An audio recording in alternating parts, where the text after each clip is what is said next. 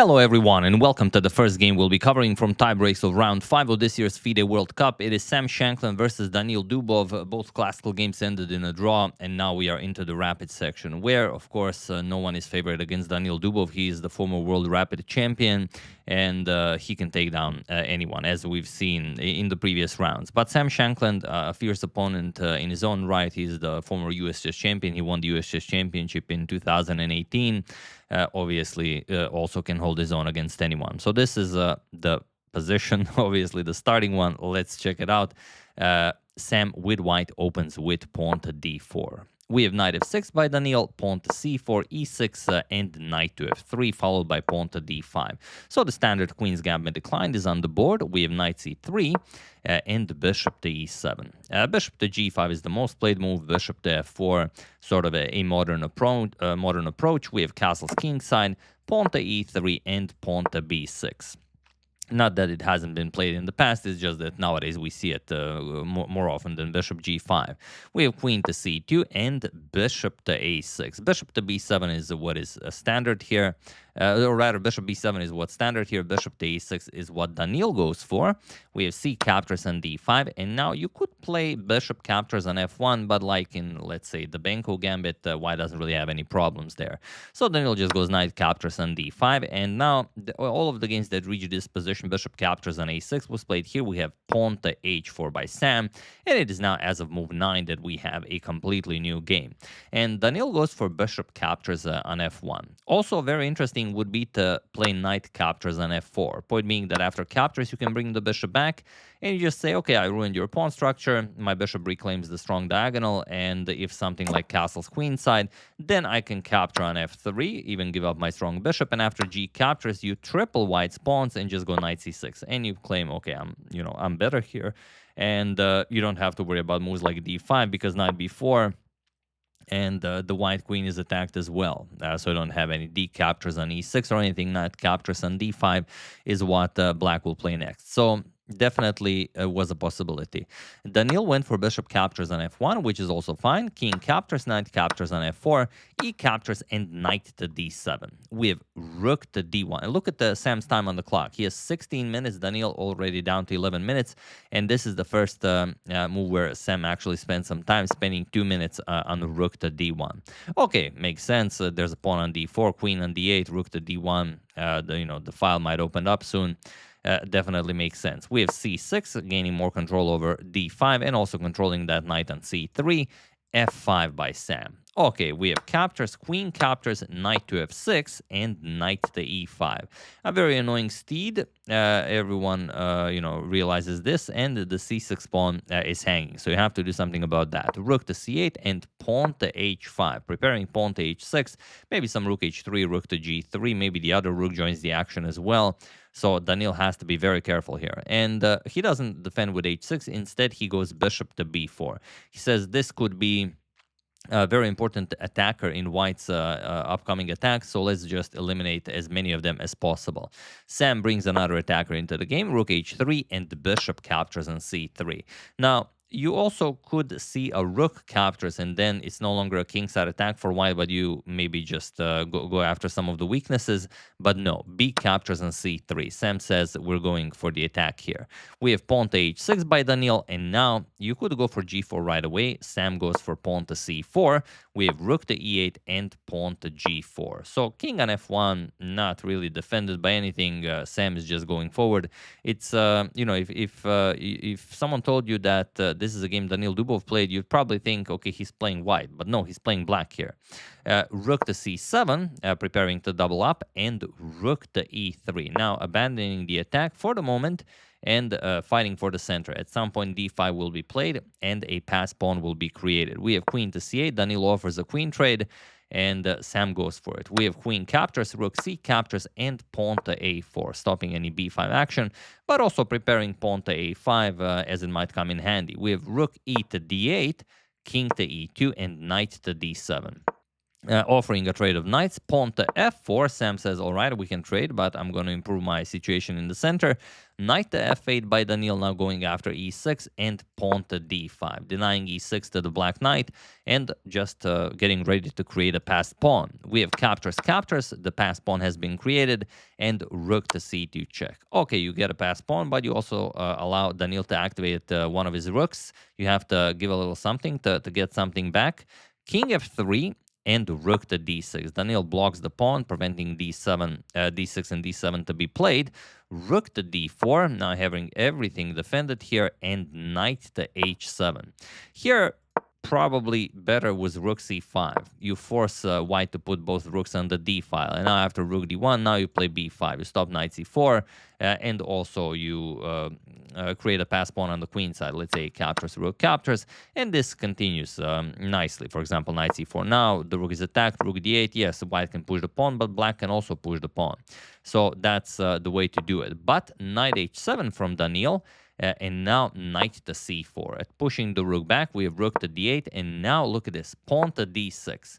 Interestingly, rook e7 is winning here for white, but not an easy move to make. For example, a rook e7, if knight f6, okay, you're getting ready to check the king and pick up the g4 pawn, d6. And now after rook c3 check, king e2, let's say knight captures on g4, you're going to get rook captures on a7, and now this is defended, this is not even attacked, this will fall soon, and not a lot of good moves for black. For example, d7, stopping the king from going to e8. If knight to f6, going after the pawn, you just pick up on b6, everything's defended, and you have a passed a pawn, a passed d pawn.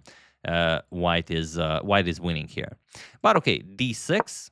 This is a rapid game. Both of them are now below 4 minutes on the clock. Knight to f8 by Daniil, and the rook to a7. Now the rook to e7 isn't as strong, as Daniil gets to play knight to e6, attacking the rook, and now after rook to e4, the question is what to play here. Daniil played pawn to a6, and this is the position from the thumbnail.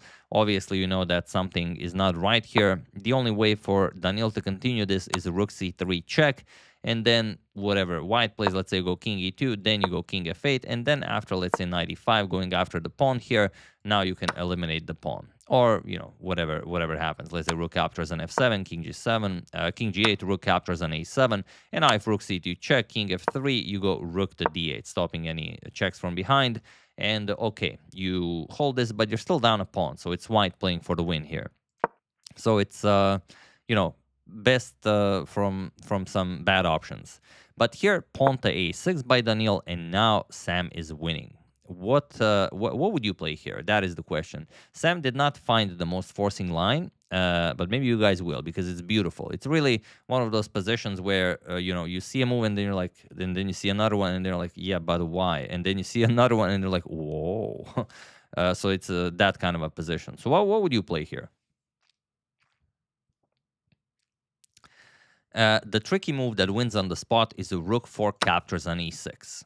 And now you're probably wondering, yes, but why? And the reason for that is that after f captures on e6, you will play knight e5, give up your prized passed d pawn. But even if you don't capture it, then d7, and then you're just winning. So let's say rook captures on d6, and now you get rook to e8 with check, king to h7, and now look at this, g5, threatening g6 checkmate. And now again you say, okay, but we're just going to capture, and then after pawn captures, we can just move the rook d to d2, and we're not getting checkmated. We have the h6 square, we have the g5 square, but no, now knight f7. And now black resigns. The rook is hanging and mate is being threatened, and the knight and pawn combo prevent the king from going to the 6th rank. And there's no move that you can make here. You're just getting checkmated, or you have to give up a full rook. So disgusting line, I know. But Sam did not find it. He played pawn to d7, which allows maybe Dubov to get back into the game. Rook c3 check, king e2, we have king to f8, and now there is only one move that allows Sam to win the game, and that is the one that all of you are looking at. I'm pretty sure, because you guys are very strong. If not, you know, you can always pause the video. I cannot stop you. Rook to e8 check. And it seems like you're giving up your pawn again, but you're forcing the king to step in front of the rook, and then pawn to f5 just wins a piece. Or so you'd think. Chess is much more complicated than that. Rook captures on e8, d captures on e8, promoting to a queen. King captures pawn to f5, but Daniil finds a way out, believe it or not. It seems like, wow, b5. And okay, a captures, and now he plays rook captures on c4. Rook captures and a captures on b5, saying, okay, you capture my knight, I'm going to capture your rook. So the knight remains in the game, even though you are down the exchange. Rook c8 check, knight to d8, rook to c7, and now king to f8. And okay, you know, they say where there's a knight, there's a way. Even though Daniil is down on the clock, a knight is a very, very tricky piece, so maybe you can do something with it. But Sam plays the absolute best. Pawn to g5, h captures, and now rook to c8, forcing the king to defend the knight.